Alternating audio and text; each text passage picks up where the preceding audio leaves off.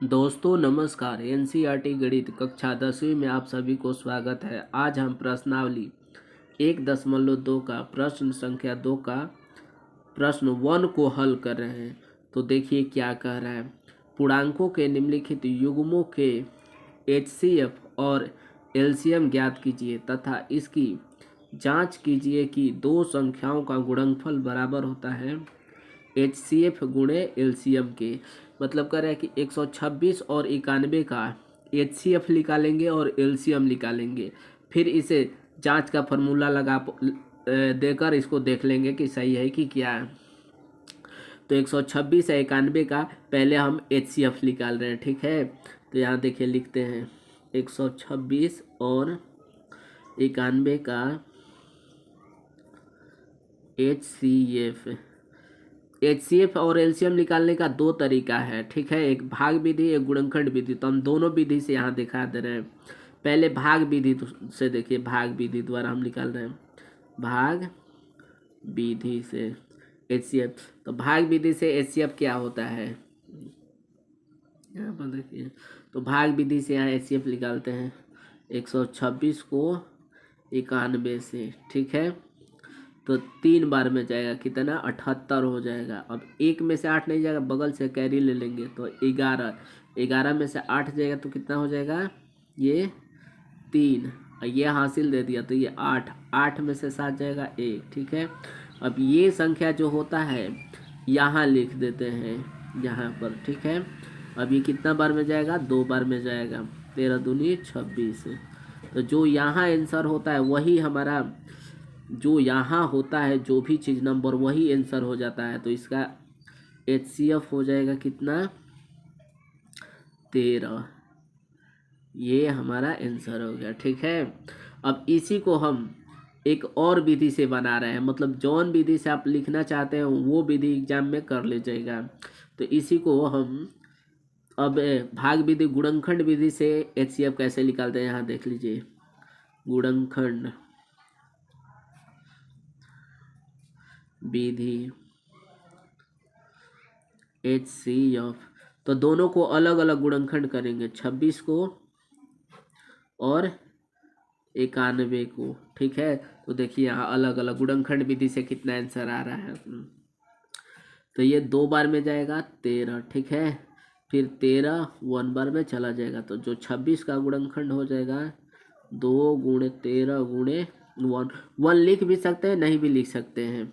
अब 91 का गुणनखंड कितना हो जाएगा, तो 7 बार में जाएगा। 13 से 91, फिर 13 बार में ये 1 हो जा रहा है।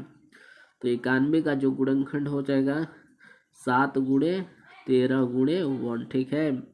अब करें गुणनखंड विधि से एचसीएफ जो दोनों में मिलता है। एचसीएफ का मतलब क्या, हाईएस्ट कॉमन फैक्टर, जो सबसे बड़ा है दोनों में उसी को लिख लेंगे। 2 में से 1 हो जाता है तो ये हो जाएगा 13। 1 को भी हो रहा है तो 1 में 13 में गुणा करेंगे तो 13 है तो हो जाएगा। तो इसका एचसीएफ कितना हो जाएगा, 13। तो देखिए भाग विधि द्वारा भी 13 आया है और गुणनखंड विधि भी द्वारा 13 आया है। अब इसी का हम एलसीएम निकालेंगे। तो 26 और 91 का एलसीएम पहले भागी विधि द्वारा देख लीजिए।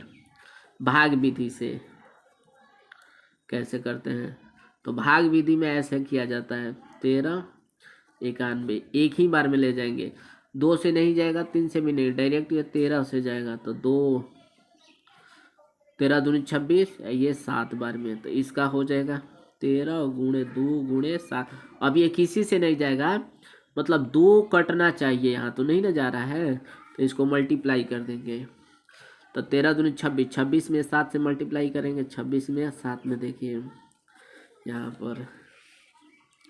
तो 7 6 के हो जाएगा कितना, 42 के 2 4 हासिल, 7 दूनी 14 4 18, मतलब कि 182 ये आंसर हो जाएगा। एलसीएम इतना आया, ठीक है। भाग अब गुणनखंड विधि द्वारा कैसे एलसीएम निकालते हैं ये देखिए।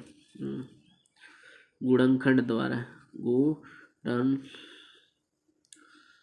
खंडन द्वारा एच एल सी एम, ठीक है ना।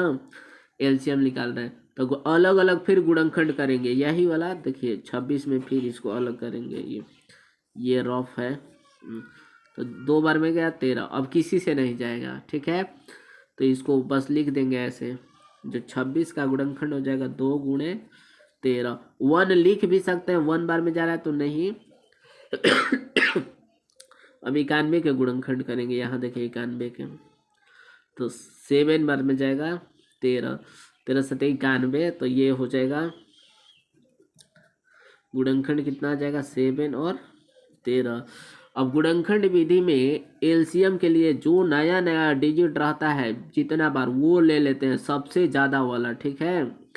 तो सबसे ज़्यादा वाला इसमें ले लेते हैं, तो ये हो जाएगा 1 2, एक देखिए 1 13 इसमें भी है, 13 इसमें भी है, ठीक है ना। तो 1 13 ले लेंगे। अगर इसमें एक और 13 रहता तो 2 13 लेते, चाहे यहाँ भी 2 गो रहता तो 2 लेते, ठीक है। यही तो नियम है।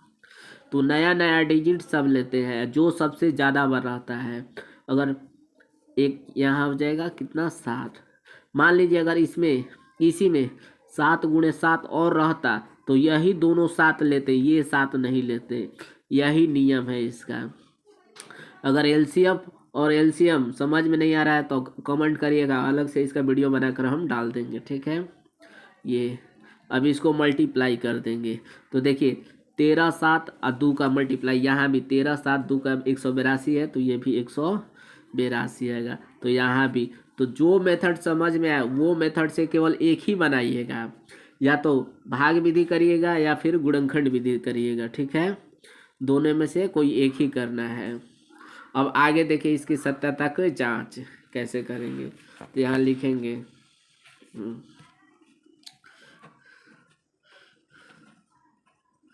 जांच HCF एवं एलसीएम का। तो फॉर्मूला होता है 2 संख्याओं का गुणनफल बराबर HCF गुणे LCM। हम आगे LCM भी लिख सकते हैं, पीछे HCF ये भी लिख सकते हैं, दोनों तो वही तो है।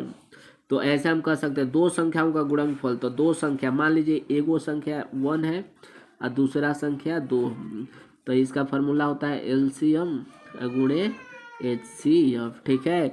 ये भी फार्मूला हम लिख सकते हैं, चाहे ये वाला भी लिख सकते हैं। अब सबका वैल्यू रखते हैं। तो देखिए 2 संख्या कौन कौन दिया है, संख्या 2 को दिया था ना क्वेश्चन में।